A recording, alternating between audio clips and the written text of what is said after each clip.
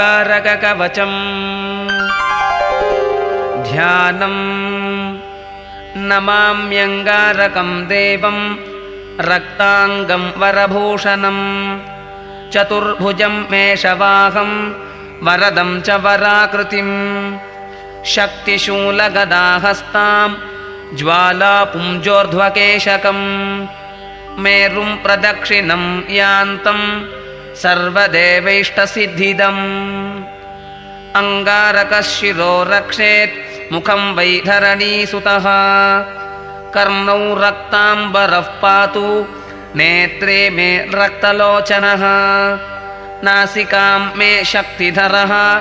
कंठं मे पातु भौमकः रक्तमाली भुजौ पातु हस्तं शूलधरस्तथा चतुर्भुजो मे हृदयं कुक्षिरोगापहारकः कटिं मे भूसुतः पातु पादौ भौमः सदा मम सर्वाणि यानि चाङ्गानि रक्षेन्मे मेषवाहनः ययिदं कवचं नित्यं सर्वशत्रुविनाशनं भूतप्रेतपिशाचानां नाशनं सर्वसिद्धिदं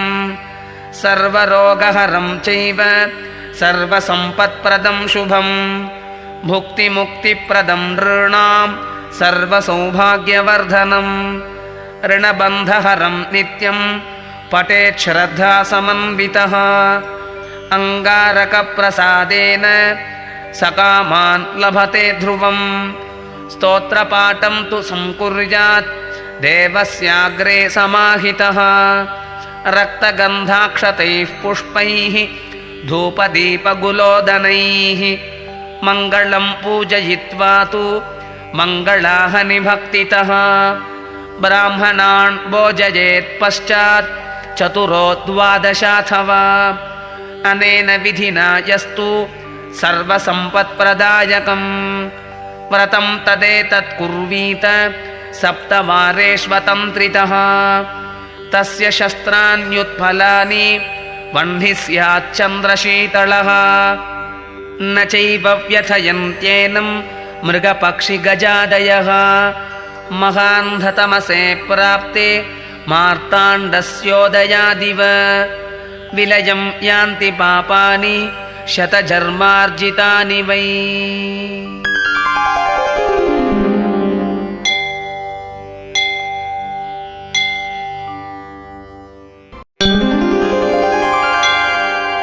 अंगारकग्रहवन्दनं मंगले भूमिपुत्रश्च ऋणहर्ता धनप्रदः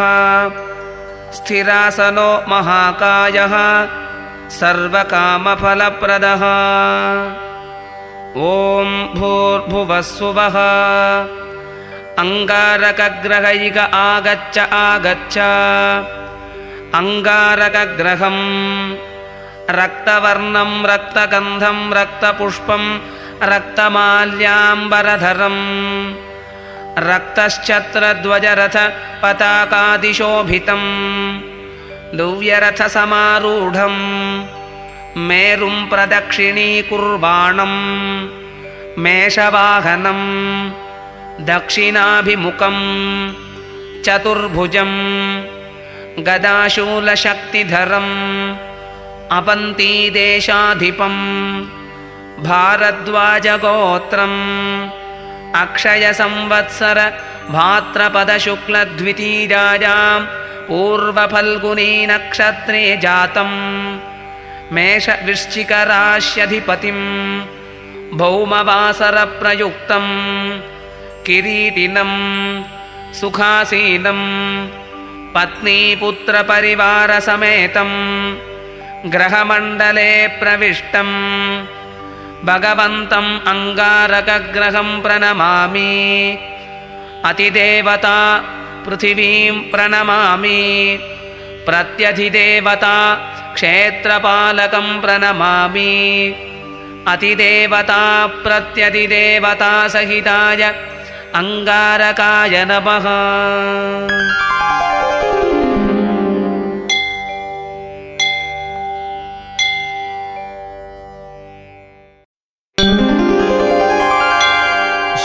अंगारकस्तोत्रम्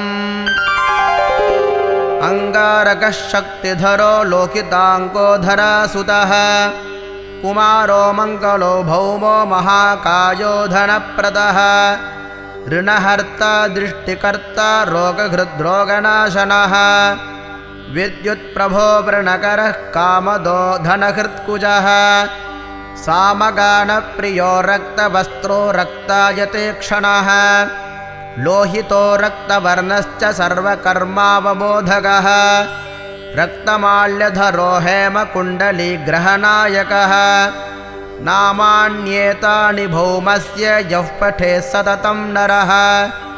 ऋणं तस्य च दौर्भाग्यं दारिद्र्यं च विनश्यति धनं प्राप्नोति विपुलं स्त्रियं चैव मनोरमां वंशोद्योतकरं पुत्रं लभते नात्र संशयः योर्चयेदन्निभौमस्य मङ्गलं बहुपुत्रकैः सर्वा नश्यति पीडा च तस्य ग्रहकृता ध्रुवम् इति श्रीस्कान्दपुराणे अंगारकस्तोत्रं सम्पूर्णम्।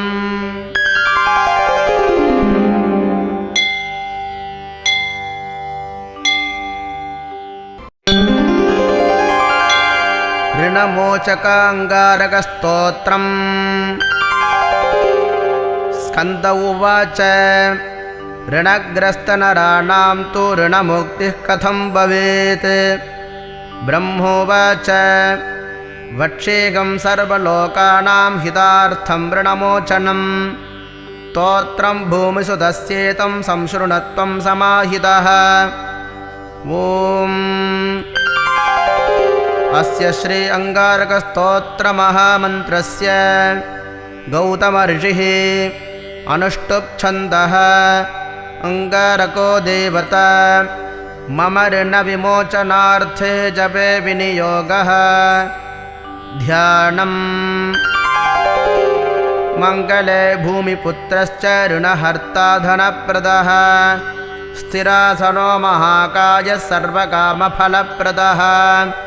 लोहितो लोहिताक्षश्च सामगानां कृपाकरः धर्मात्मजः कुजो भौमभूमितो भूमिनन्दनः अंगारकोऽयमश्चैव सर्वरोगापहारकः वृष्टेः कर्ता च हर्ता च सर्वदेवैश्च पूजितः एतानि कुजनामानि नित्यं यः प्रयतः पठेत् ऋणं न जायते तस्य धनं प्राप्नोत्यसंशयम् अंगारकमहीपुत्र भगवन् भक्तवत्सलः नमोऽस्तु ते ममाशेषं ऋणमाशु विमोचय रक्तगन्धैश्च पुष्पैश्च धूपदीपकुलोदनैः मङ्गलं पूजयित्वा तु मङ्गलाहनि भक्तितः 21 नामानि पठित्वा तु तदन्तिके ऋणरेखाः प्रकर्तव्या अंगारेण ततग्रतः ताश्च प्रमार्जयेत् पश्चात् वामपादेन संस्पृशम् अंगारकमहीपुत्र भगवन् भक्तवत्सल नमोऽस्तु ते ममाशेषं ऋणमाशु विमोचय एवं कृतेन सन्देहो ऋणं हित्वा धनी भवेत् महतीं श्रियमाप्नोति तत्परो धनतो यथा अर्घ्यम् अंगारकमहीपुत्र भगवन् भक्तवत्सल नमोऽस्तु ते ममाशेषं ऋणमाशु विमोचय भूमिपुत्र महातेजस्वेदोद्भव पिनाकिनः ऋणार्तस्त्वां प्रपन्नोऽस्मि गृहाणार्घ्यं नमोऽस्तु ते अंगारकमहीपुत्र भगवन् भक्तवत्सल नमोऽस्तु ते ममाशेषं ऋणमाशु विमोचय ऋणरोगादिदारिद्र्यपापक्षुतपमृत्यवः भयक्रोधमनक्लेश नश्यन्तु मम सर्वदा ऋणदुःखविनाशाय पुत्रसन्तानहेतवे मार्जयाम्यसि तारेखा तिस्रो जन्मसमुद्भवाः दुःखदौर्भाग्यनाशाय सुखसन्तानहेतवे कृतरेखात्रयं वाम पादात् सम्मार्जयाम्यहम् इति ऋणमोचक अंगारकस्तोत्रं सम्पूर्णम्।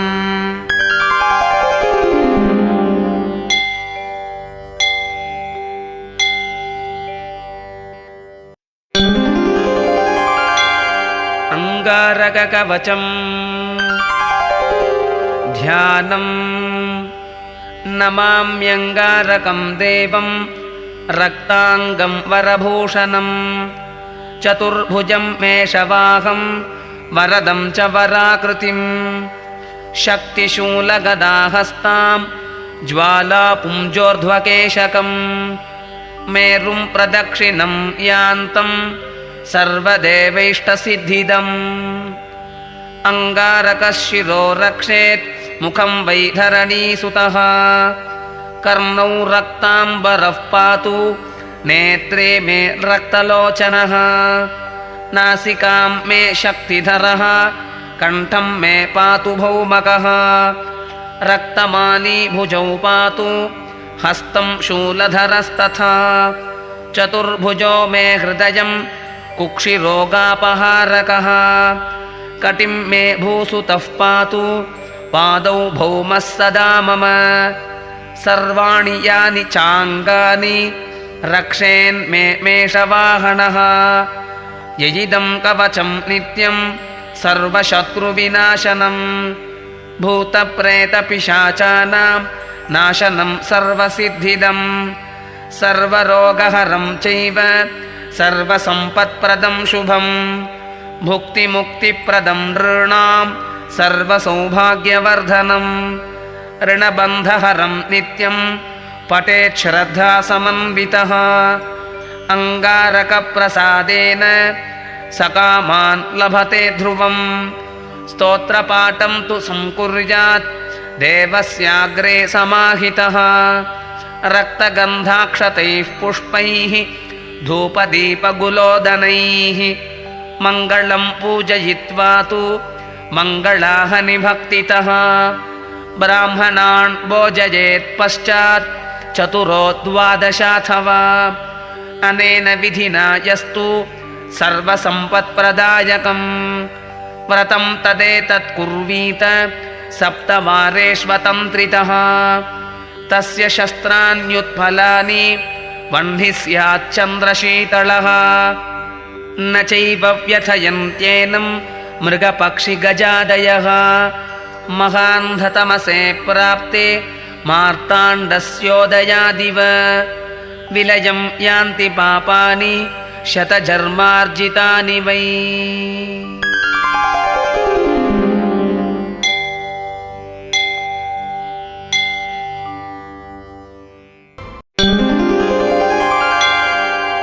अंगारकग्रहवन्दनम्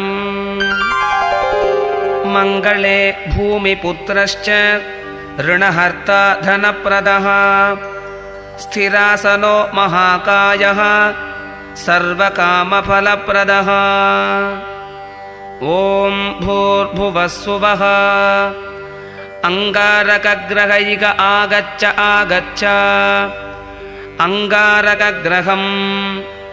रक्तवर्णं रक्तगन्धं रक्तपुष्पं रक्तमाल्याम्बरधरं रक्तश्चत्रध्वजरथ पताकादिशोभितं दिव्यरथसमारूढं मेरुं प्रदक्षिणीकुर्वाणं मेषवाहनं दक्षिणाभिमुखं चतुर्भुजं गदाशूलशक्तिधरं अवन्तीदेशाधिपं भारद्वाजगोत्रम् अक्षयसंवत्सर भाद्रपदशुक्लद्वितीयायां पूर्वफल्गुनी नक्षत्रे जातं मेषवृश्चिकराश्यधिपतिं भौमवासरप्रयुक्तं किरीटिनं सुखासीनं पत्नीपुत्रपरिवारसमेतं ग्रहमण्डले प्रविष्टं भगवन्तम् अंगारकग्रहं प्रणमामि अतिदेवता पृथिवीं प्रणमामि प्रत्यधिदेवता क्षेत्रपालकं प्रणमामि अतिदेवता प्रत्यधिदेवता सहिताय अंगारकाय नमः।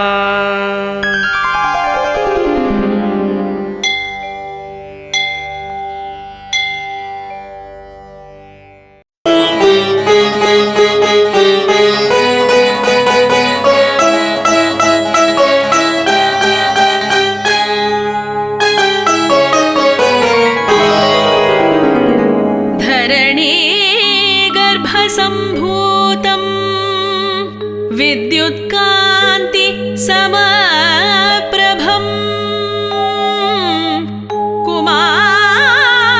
कुमारं शक्तिहस्तं तं मङ्गलं प्रणमाम्यहम् मङ्गलं प्रणमाम्यहम्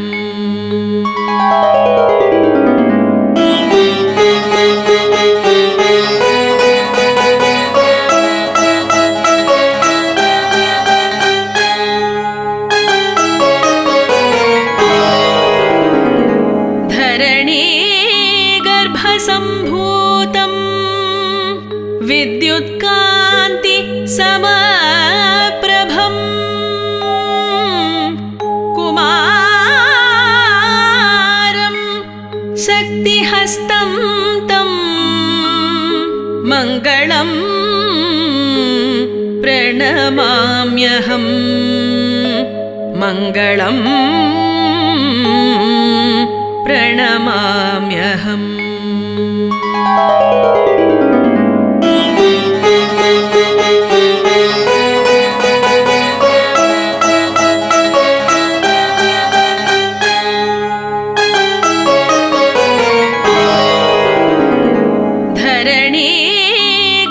धरणीगर्भसम्भूतं विद्युत्कान्ति समप्रभम्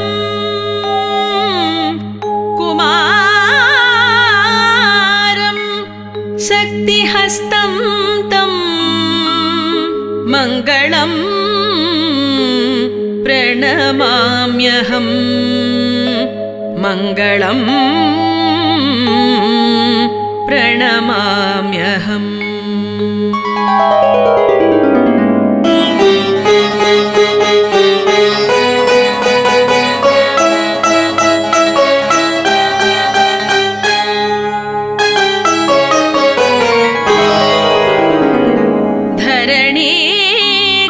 धरणीगर्भसम्भूतं विद्युत्कान्ति समप्रभम् कुमारं शक्तिहस्तं तं मङ्गलं प्रणमाम्यहम् मङ्गलं प्रणमाम्यहम्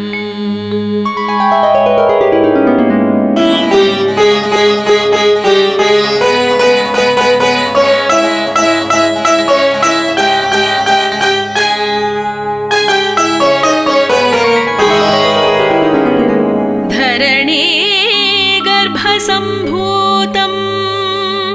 विद्युत्कान्ति समप्रभम्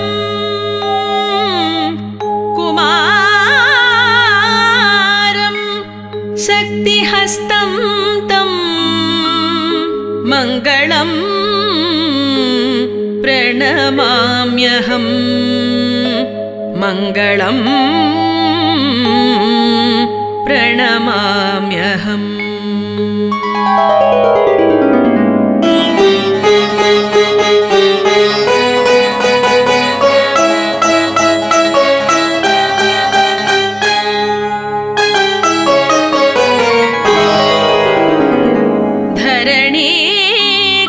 धरणीगर्भसम्भूतं विद्युत्कान्ति समप्रभम् कुमारं शक्तिहस्तं तं मङ्गलं प्रणमाम्यहम् मङ्गलं प्रणमाम्यहम्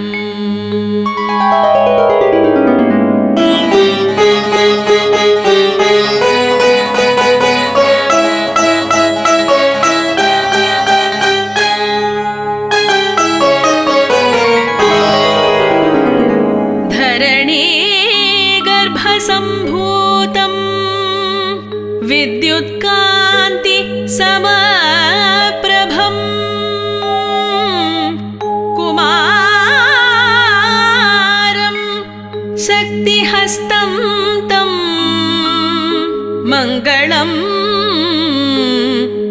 प्रणमाम्यहं मङ्गलं प्रणमाम्यहम्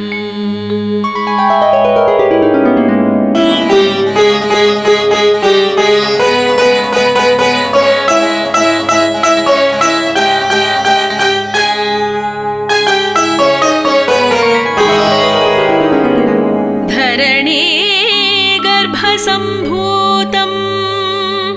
विद्युत्कान्ति समप्रभं कुमारं शक्तिहस्तं तं मङ्गलं प्रणमाम्यहं मङ्गलं प्रणमाम्यहम्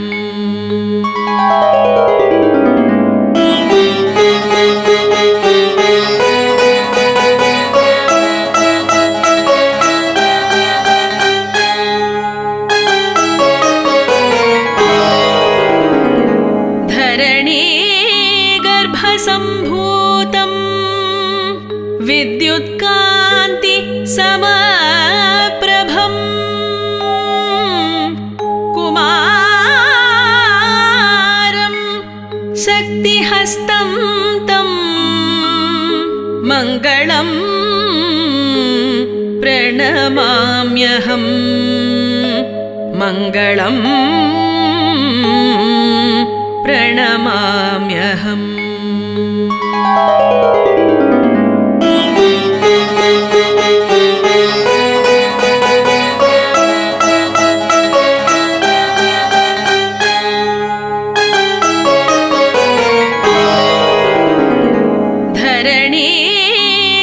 धरणीगर्भसम्भूतं विद्युत्कान्ति समप्रभं कुमारं शक्तिहस्तं तं मङ्गलं प्रणमाम्यहं मङ्गलं प्रणमाम्यहम्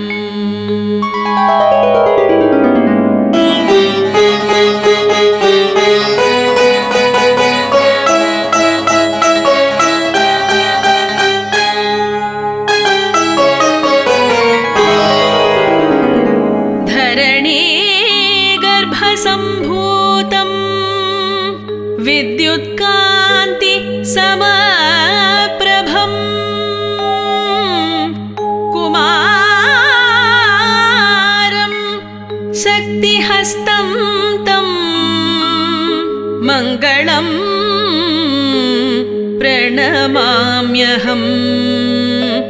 मङ्गलं प्रणमाम्यहम्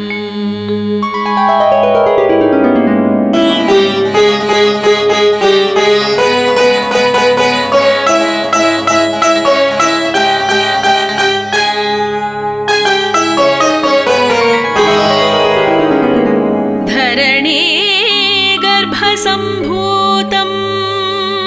विद्युत्कान्ति समप्रभं कुमारं शक्तिहस्तं तं मङ्गलं प्रणमाम्यहं मङ्गलं प्रणमाम्यहम्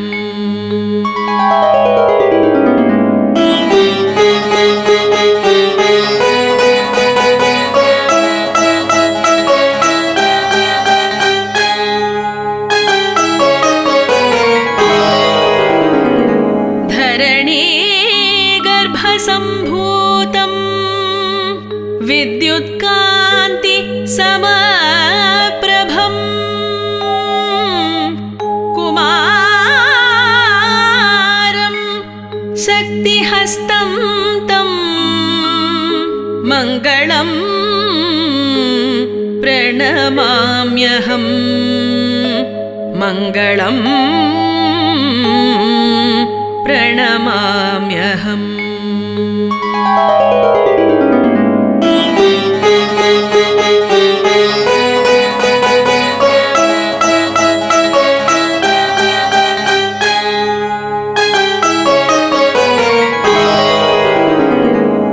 धरणी गर्भसम्भूतं विद्युत्कान्ति समप्रभम् कुमारं शक्तिहस्तं तं मङ्गलं प्रणमाम्यहम् मङ्गलं प्रणमाम्यहम्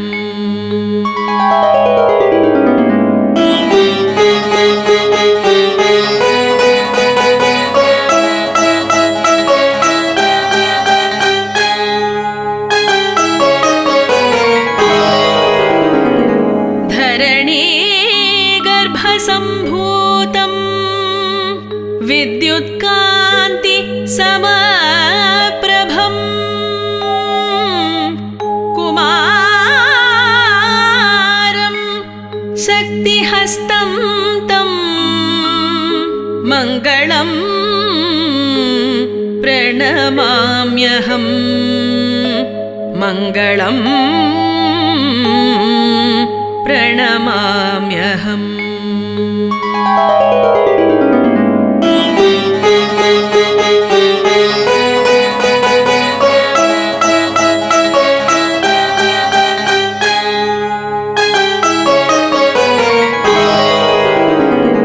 धरणी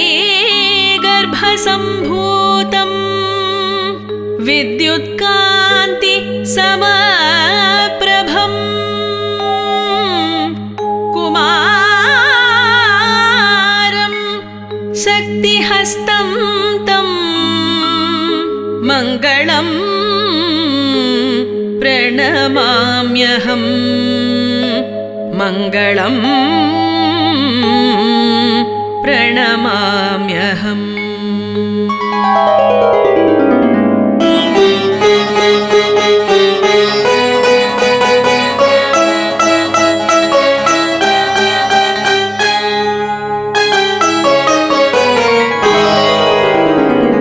धरणी गर्भसम्भूतं विद्युत्कान्ति समप्रभम् कुमारं शक्तिहस्तं तं मङ्गलं प्रणमाम्यहम् मङ्गलं प्रणमाम्यहम्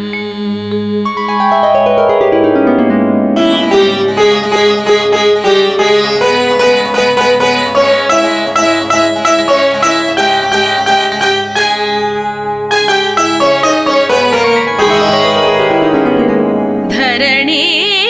गर्भसम्भूतं विद्युत्कान्ति समप्रभम् कुमारं शक्तिहस्तं तं मङ्गलं